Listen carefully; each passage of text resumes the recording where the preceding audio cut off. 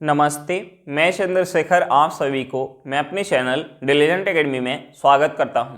हम लोग बिहार एसएससी के लिए एक मैथ का सीरीज स्टार्ट किए थे, जिसमें हम लोग प्रत्येक दिन बिहार एसएससी में आए हुए मैथ का प्रीवियस क्वेश्चन और उस पर आधारित मैथ का क्वेश्चन कर रहे हैं। चलिए आज उस सीरीज में हम लोग आगे की तरफ चलते हैं। इससे पहले अगर आप मेरे चैनल पर नए हो तो चैनल को सब्सक्राइब कर लें और बेल आइकन को प्रेस करना बिल्कुल ना भूलें, ताकि आपको सबसे पहले लेटेस्ट नोटिफिकेशन मिलता रहे। चलिए अब हम लोग क्वेश्चन की तरफ चलते हैं। देखिए हमारा क्वेश्चन क्या दिया हुआ है। हमारा क्वेश्चन है, कोई धनराशि वार्षिक रूप से चक्रवृद्धि होने वाली 10% वार्षिक ब्याज दर पर 4 वर्ष के लिए जमा की जाती है। 2 वर्ष के अंत में और 4 वर्ष के अंत में मिलने वाले ब्याज के बीच का अंतर 5082 रुपये है। वह धनराशि ज्ञात करे। हमसे पूछ के रहा है, प्रिंसिपल पूछ रहा है। अब देखिए हमें क्वेश्चन में क्या दिया है, हमें क्वेश्चन में रेट ऑफ इंटरेस्ट दिया है और हमें क्वेश्चन में क्या दिया, टाइम दिया है और क्या दिया है, 2 वर्ष के अंत में और 4 वर्ष के अंत में मिलने वाले ब्याज के बीच का अंतर दिया है और हमसे पूछ के रहा है, प्रिंसिपल पूछ रहा है। तो देखिए इस क्वेश्चन को आसानी से सॉल्व करने के लिए हम यहाँ प्रिंसिपल को कुछ मान लेते हैं। अब देखिए हम प्रिंसिपल क्या माने ताकि हमारा क्वेश्चन आसानी से सॉल्व हो जाए, तो उसके लिए हम क्या करेंगे, उसके लिए हम सबसे पहले रेट ऑफ इंटरेस्ट को हम फ्रैक्शन में चेंज करेंगे। देखिए रेट ऑफ इंटरेस्ट क्या है, 10% है, तो हम सबसे पहले इस 10% को फ्रैक्शन में चेंज करेंगे। 10% को फ्रैक्शन में चेंज करेंगे तो ये हमारा क्या हो जाएगा, 1/10 हो जाएगा। अब देखिए टाइम क्या दिया है, टाइम दिया है 4 वर्ष का, तो हम यहां प्रिंसिपल मान लेते हैं, 10/1 के पावर 4। ये हमारा क्या हो जाएगा, ये हमारा हो जाएगा 10,000, यानी हम यहां प्रिंसिपल मान लेते हैं 10,000 यूनिट। अब देखिए हम क्या करेंगे, 4 वर्ष का हम सीआई काउंट करेंगे। हम क्या करेंगे, 4 वर्ष का हम सीआई काउंट करेंगे। अब देखिए रेट ऑफ इंटरेस्ट क्या है, 1/10, यानी पहले साल जो है हमें प्रिंसिपल का 1/10 ब्याज मिलेगा, यानी 10,000 का हम 1/10 निकालेंगे तो ये हमारा क्या हो जाएगा, 1,000 हो जाएगा। दूसरे साल भी हमें प्रिंसिपल पर कितना ब्याज मिल जाएगा, 1,000। तीसरे साल भी हमें प्रिंसिपल पर कितना ब्याज मिल जाएगा, 1,000। चौथे साल भी हमें प्रिंसिपल पर कितना ब्याज मिलेगा, 1,000। अब देखिए यहां जो ब्याज काउंट हो रहा है, चक्रवृद्धि ब्याज के दर से ब्याज काउंट हो रहा है। तो देखिए जब ब्याज चक्रवृद्धि ब्याज के दर से काउंट होता है तो हमें पहले साल केवल प्रिंसिपल पर ब्याज मिलता है, दूसरे साल हमें प्रिंसिपल पे तो ब्याज मिलता ही है और हमें क्या मिल जाता है, जो पहले साल ब्याज मिला होता है उस ब्याज के ऊपर भी ब्याज मिल जाता है। यानी दूसरे साल हमें प्रिंसिपल का 1,000 तो ब्याज मिलेगा ही, प्लस का हमें क्या मिल जाएगा, इस 1,000 का भी 1/10 ब्याज मिल जाएगा। तो हम 1,000 का 1/10 निकालेंगे तो ये हमारा क्या हो जाएगा, 100 हो जाएगा। हम यहाँ टेबल पढ़ेंगे तो ये हमारा क्या हो जाएगा, 200 हो जाएगा। ये हमारा क्या हो जाएगा, 300 हो जाएगा। अब देखिए तीसरे साल प्रिंसिपल पर हमें कितना ब्याज मिल रहा है, 1,000, प्लस का हमें क्या मिल जाएगा, जो 2 साल तक ब्याज मिला है उस ब्याज पे भी हमें 1/10 का ब्याज मिल जाएगा। यानी 1,000 प्लस 1,000 का हम 1/10 निकालेंगे तो ये हमारे क्या हो जाएगा, 200 हो जाएगा। बच के आ गया हमारा 100, यानी 100 का भी 1/10 ब्याज मिलेगा, तो 100 का 1/10 निकालेंगे तो ये हमारे क्या हो जाएगा, 10 हो जाएगा। अब देखिए हम यहाँ टेबल पढ़ेंगे एक छोड़ के, यानी हम 20 नहीं लेंगे, हम क्या लेंगे, 30 लेंगे। अब देखिए चौथे साल ये 30 किस पे ब्याज मिल गया, 100 + 2 यानी 300 का 1/10 निकालेंगे तो क्या हो जाएगा, 30 हो जाएगा। बच के आ गया हमारा 10, यानी 10 का भी 1/10 ब्याज मिलेगा। 10 का 1/10 कितना हो जाएगा, 1 हो जाएगा। अब देखिए हमें क्वेश्चन में क्या दिया, हमें क्वेश्चन में दूसरे वर्ष के अंत का और चौथे वर्ष के अंत के ब्याज का हमें अंतर दिया है। तो देखिए यहाँ जो है 2 वर्ष के अंत में टोटल ब्याज कितना मिला है, 1,000 और 100, यानी 2,100 यूनिट मिल रहा है। यहाँ कितना मिला है, 2,100 यूनिट मिल रहा है। और 4 वर्ष के अंत में टोटल ब्याज कितना मिल रहा है, 1,000 और 1,000, ये कितना हो जाएगा, 4,000 हो जाएगा। हम इसे ऐड करेंगे तो ये कितना हो जाएगा, 600 यानी 4600, और इसे ऐड करेंगे तो 41, यानी ये हमारा हो जाएगा 4641। अब देखिए हम यहाँ अंतर निकालेंगे तो यहाँ हमारा अंतर कितना निकल के आ जाएगा, यहाँ हमारा अंतर निकल के आ जाएगा 2541। और हमें क्वेश्चन में अंतर कितना दिया हुआ है, हमें क्वेश्चन में अंतर दिया हुआ है 5,082 रुपया, यानी इस 2541 यूनिट का वैल्यू हमें क्वेश्चन में 5,082 रुपया दिया हुआ है। तो 1 यूनिट का वैल्यू क्या हो जाएगा, 1 यूनिट का वैल्यू हो जाएगा 2 रुपया। अब देखिए हमें 1 यूनिट का वैल्यू पता चल गया, तो हमसे पूछ के रहा है प्रिंसिपल, और हमने प्रिंसिपल क्या मान के रखा है, 10,000 यूनिट, यानी 10,000 यूनिट का वैल्यू क्या हो जाएगा, 10,000 यूनिट का वैल्यू हो जाएगा 20,000 रुपया। हमारा आंसर क्या निकल के आ गया, 20,000 रुपया निकल के आ गया। चलिए क्वेश्चन समझ में आ गया होगा, नेक्स्ट क्वेश्चन पे चलते हैं। देखिए हमारा क्वेश्चन क्या दिया हुआ है, हमारा क्वेश्चन है 30 पुरुष एक काम को 24 दिनों में पूरा कर सकते हैं। उनके एक साथ काम शुरू करने के 12 दिन बाद 10 और पुरुष उनके साथ काम में जुड़ गए। शेष काम को पूरा होने में कितना दिन का समय लगेगा। तो देखिए हम इस क्वेश्चन को MDS फॉर्मूला से सॉल्व कर सकते हैं। अब देखिए हमें क्वेश्चन में दिया है कि 30 पुरुष एक काम को 24 दिनों में पूरा कर सकते हैं और हमें क्वेश्चन में आगे दिया हुआ है कि 12 दिन बाद 10 और पुरुष उनके साथ जुड़ गए, यानी 12 दिन काम हो गया था और 30 पुरुष जो है 24 दिनों में उस काम को पूरा कर सकते हैं। यानी शेष काम कितना बच गया था? शेष काम बच गया था 30 पुरुष का, 12 दिन का शेष काम बच गया था। अब देखिए इस शेष काम को कितने लोग करेंगे? पहले से जो है 30 लोग काम कर रहे थे और अब जो है 10 लोग और जुड़ गए, यानी अब जो है इस शेष काम को 40 लोग करेंगे और हमने मान लिया कि x दिन में करेंगे। अब देखिए हम इस इक्वेशन से x का वैल्यू निकाल सकते हैं। यहां से हमारा 0 से 0 कट जाएगा, 4 से 12 कितने बार में जाएगा? 3 बार में। यहां से हमारा x क्या निकल के आ जाएगा? x निकल के आ जाएगा 9 दिन, यानी शेष काम को पूरा होने में कितना समय लग जाएगा? 9 दिन का समय लग जाएगा। हमारा आंसर क्या निकल के आ गया? 9 दिन निकल के आ गया। चलिए क्वेश्चन समझ में आ गया होगा, नेक्स्ट क्वेश्चन पे चलते हैं। देखिए हमारा क्वेश्चन क्या दिया हुआ है। हमारा क्वेश्चन है ए, बी और सी की दक्षताओं का अनुपात 2:5:3 है। वे तीनों एक कार्य को एक साथ मिलकर 9 दिनों में पूरा कर सकते हैं। सी अकेले उस कार्य के 40% भाग को कितने दिनों में पूरा करेगा? अब देखिए हमें क्वेश्चन में क्या दिया हुआ है। हमें क्वेश्चन में ए, बी और सी के इफिशियंसी का रेशियो दिया है। हमें क्वेश्चन में ए, बी और सी के इफिशियंसी का रेशियो दिया है। हमें इफिशियंसी का रेशियो कितना दिया है? हमें इफिशियंसी का रेशियो दिया हुआ है 2:5:3। तो देखिए ए जो है एक दिन में अगर 2 यूनिट काम कर रहा होगा तो बी एक दिन में कितना काम कर रहा होगा? 5 यूनिट। और सी जो है एक दिन में कितना काम कर रहा होगा? 3 यूनिट। और हमें क्वेश्चन में दिया है कि तीनों मिलकर उस काम को 9 दिन में पूरा कर रहे हैं, तो हम यहां से टोटल काम निकाल सकते हैं। अब देखिए ए जो है एक दिन में 2 यूनिट काम किया होगा, ए जो है एक दिन में 2 यूनिट काम किया होगा, बी एक दिन में 5 यूनिट काम किया होगा और सी जो है एक दिन में 3 यूनिट, यानी तीनों मिला के एक दिन में कितना काम किए होंगे? तीनों मिला के एक दिन में 10 यूनिट काम किए होंगे और 9 दिन में पूरा काम कर रहे हैं, यानी टोटल काम कितना हो जाएगा? 10 × 9। अब देखिए हमसे पूछ रहा है कि टोटल काम के 40% भाग को सी को पूरा करने में कितना समय लगेगा। तो देखिए टोटल काम कितना हो गया? 10 × 9, यानी ये कितना हो गया?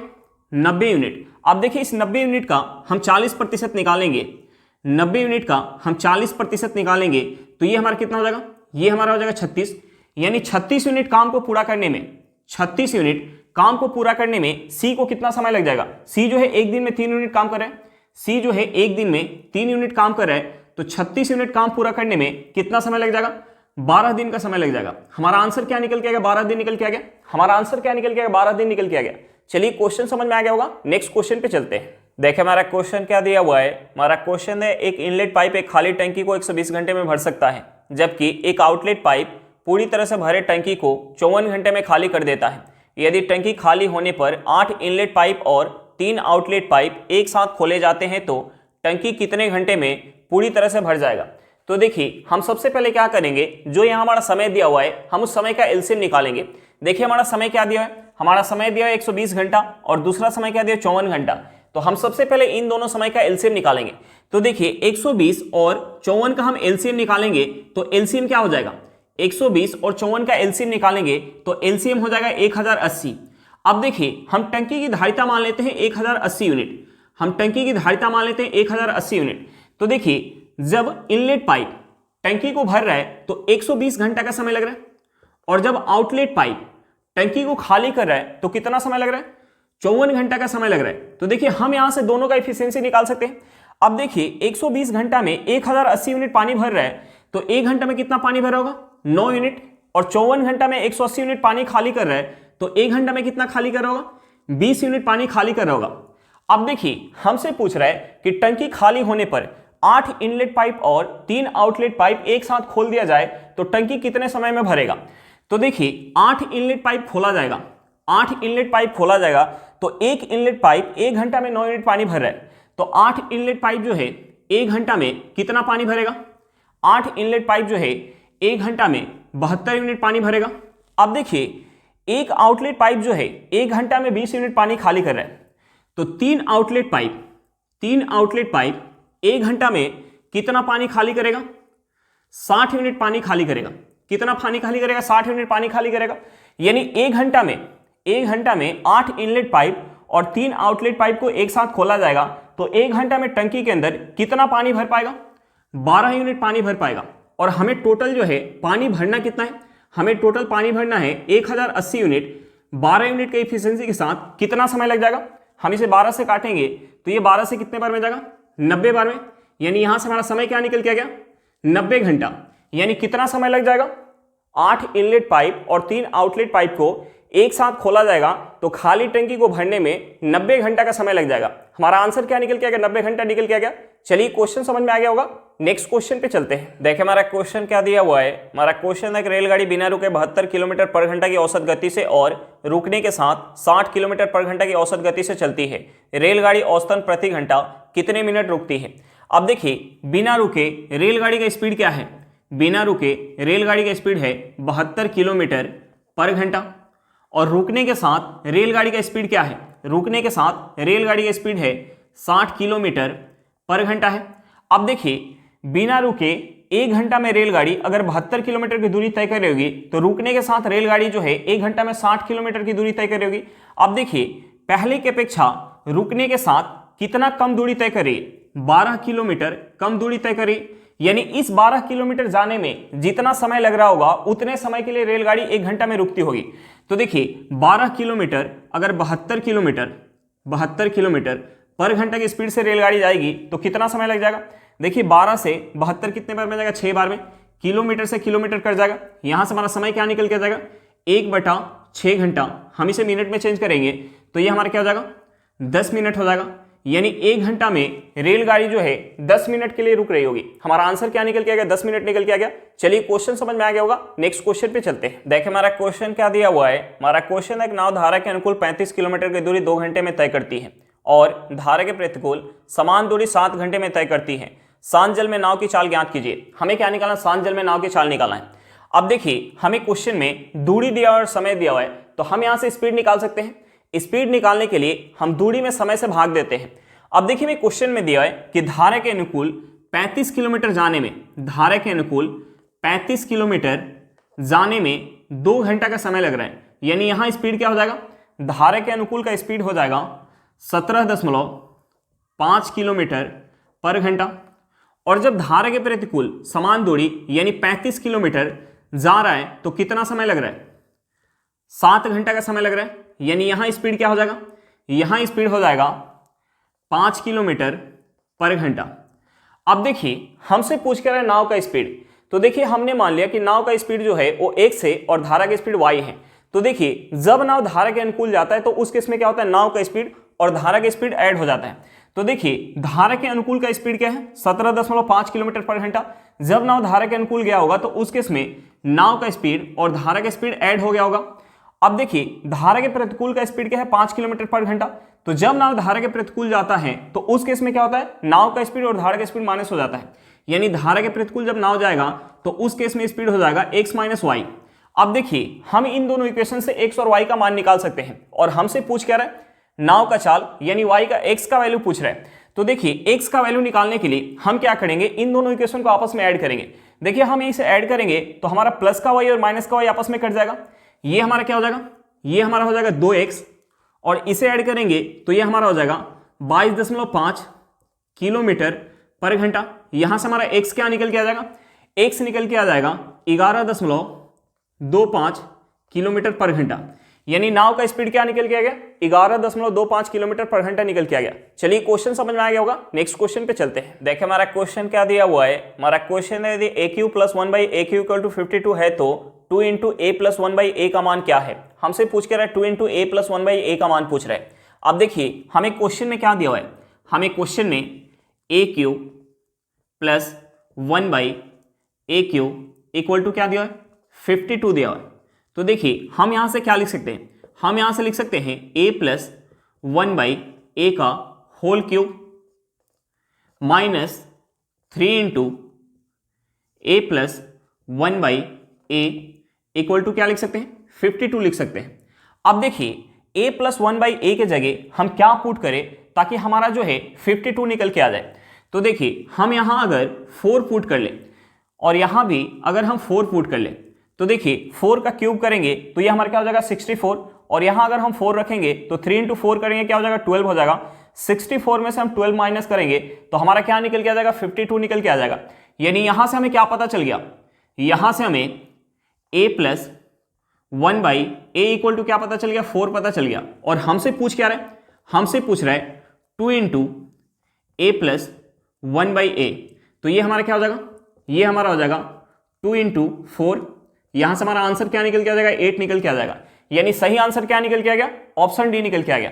सही आंसर हमारा क्या निकल के आ गया, ऑप्शन डी निकल के आ गया। चलिए क्वेश्चन समझ में आ गया होगा, नेक्स्ट क्वेश्चन पे चलते हैं। देखिए हमारा क्वेश्चन क्या दिया हुआ है, हमारा क्वेश्चन है किसी वृत्त के चारों ओर चतुर्भुज एबीसीडी खींचा गया है। यदि AB equal to 8 centimetre, BC equal to 7 centimetre और CD इक्वल टू 6 सेंटीमीटर है तो AD की लंबाई ज्ञात कीजिए। हमें क्या निकालना है, AD की लंबाई निकालना है। तो देखिए हम सबसे पहले इस क्वेश्चन को एक फिगर से समझते हैं। आप देखिए मैं क्वेश्चन में दिया कि वृत्त के चारों ओर एक चतुर्भुज ABCD खींचा गया। वृत्त के चारों ओर एक चतुर्भुज ABCD, वृत्त के चारों ओर एक चतुर्भुज ABCD खींचा गया। चतुर्भुज ABCD वृत्त के चारों ओर खींचा जा रहा है। वृत्त के चारों ओर एक चतुर्भुज खींचा जा रहा है ABCD। तो देखिए वृत्त के चारों ओर अगर एक चतुर्भुज खींचा जाएगा तो एक हमारा कंसेप्ट होता है कि चतुर्भुज की, वृत्त के चारों ओर एक चतुर्भुज खींचा जाएगा तो एक हमारा कंसेप्ट होता है कि चतुर्भुज की आमने सामने की भुजा की लंबाई का योग क्या होता है, बराबर होता है। यानी हम यहां से लिख सकते हैं AB प्लस CD, ये किसके बराबर हो जाएगा, ये बराबर हो जाएगा BC प्लस AD के बराबर हो जाएगा। अब देखिए ये हमारा कैसे निकल के आता है, हम एक बार देख लेते हैं। तो देखिए अगर किसी एक बिंदु से वृत्त पर दो स्पर्श रेखा खींचेंगे तो दोनों स्पर्श रेखा की लंबाई क्या होगी, बराबर होगी। तो देखिए हमने मान लिया इस बिंदु को P, इस बिंदु को हमने मान लिया Q, इस बिंदु को हमने मान लिया R और इस बिंदु को हमने मान लिया S। तो देखिए इस बिंदु से हम इस वृत्त पर दो स्पर्श रेखा खींचेंगे तो दोनों स्पर्श रेखा की लंबाई क्या होगी, बराबर होगी। इस बिंदु से दो स्पर्श रेखा खींचेंगे तो दोनों स्पर्श रेखा की लंबाई बराबर होगी।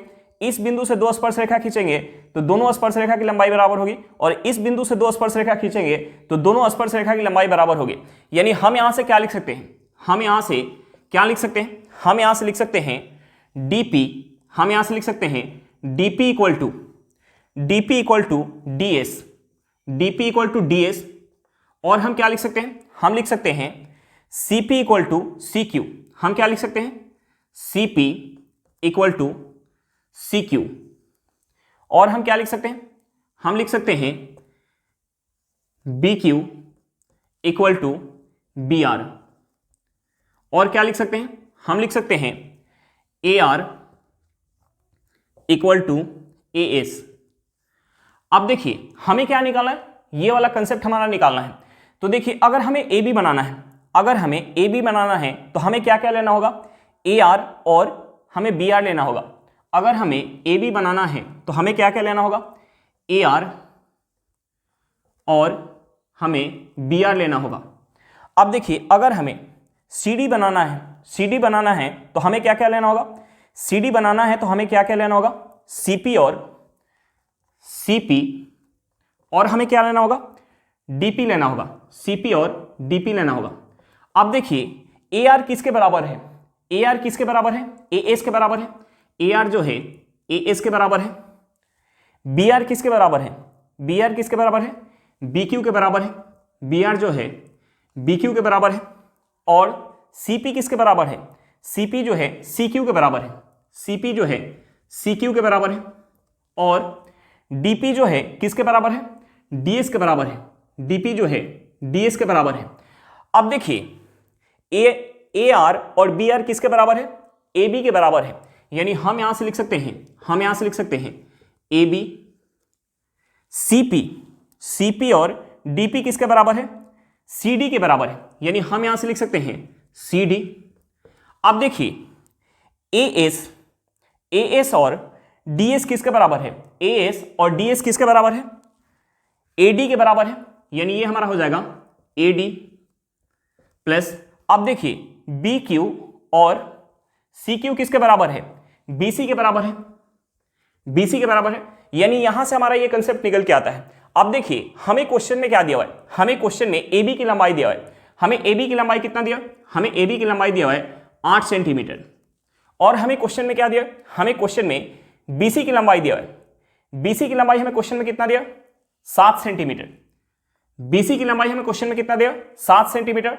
और CD की लंबाई हमें कितना दिया, 6 सेंटीमीटर। CD की लंबाई दिया है 6 सेंटीमीटर। AD हमें निकालना है और BC की लंबाई कितना दिया, 7 सेंटीमीटर दिया। BC की लंबाई 7 सेंटीमीटर दिया है।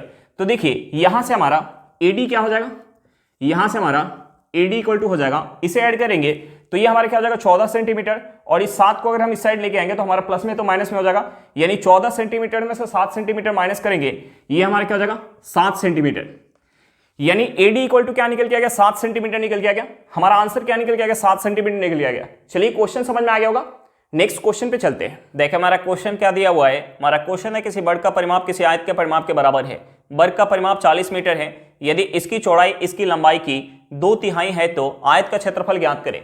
हमें क्या निकालना है, आयत का क्षेत्रफल निकालना है।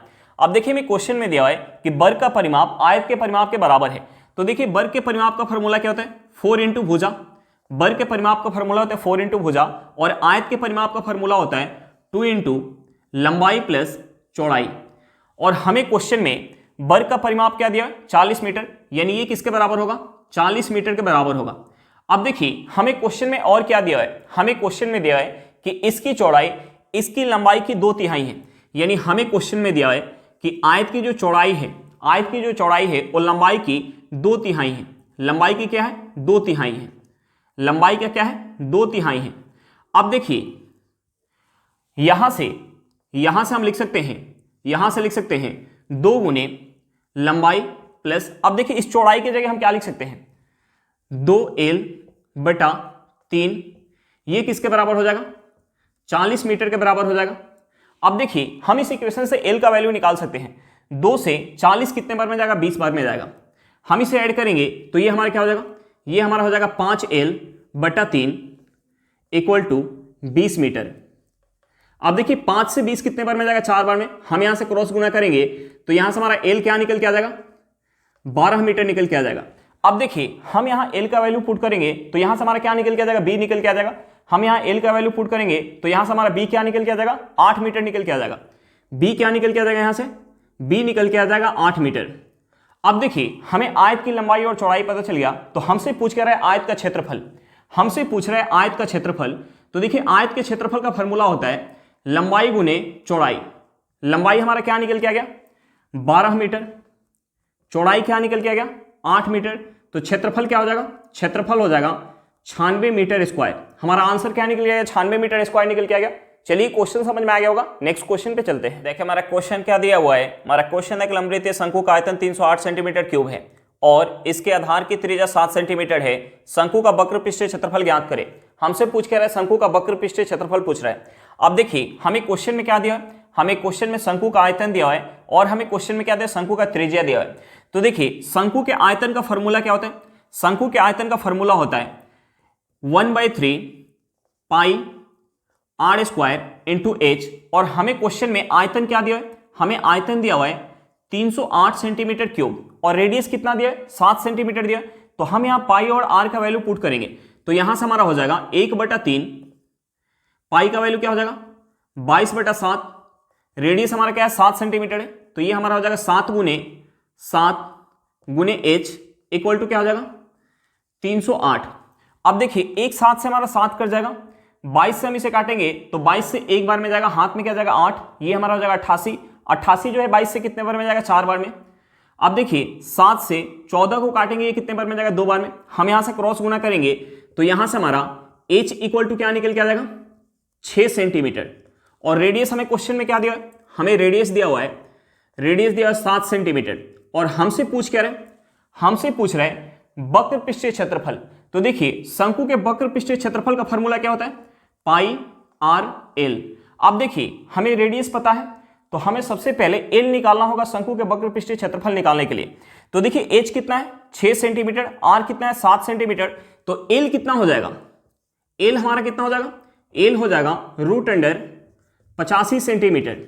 तो यहां से वक्र पृष्ठीय क्षेत्रफल क्या हो जाएगा, पाई का वैल्यू पुट करेंगे 22/7, रेडियस हमारा क्या है 7 सेंटीमीटर, एल हमारा क्या है √85 सेंटीमीटर, तो 7 से हमारा 7 कट जाएगा, यहां से हमारा आंसर क्या निकल के गया 22 इंटू √85 सेंटीमीटर स्क्वायर। हमारा आंसर क्या निकल के गया 22 इंटू √85 सेंटीमीटर स्क्वायर निकल के आ गया। चलिए क्वेश्चन समझ में आ गया होगा।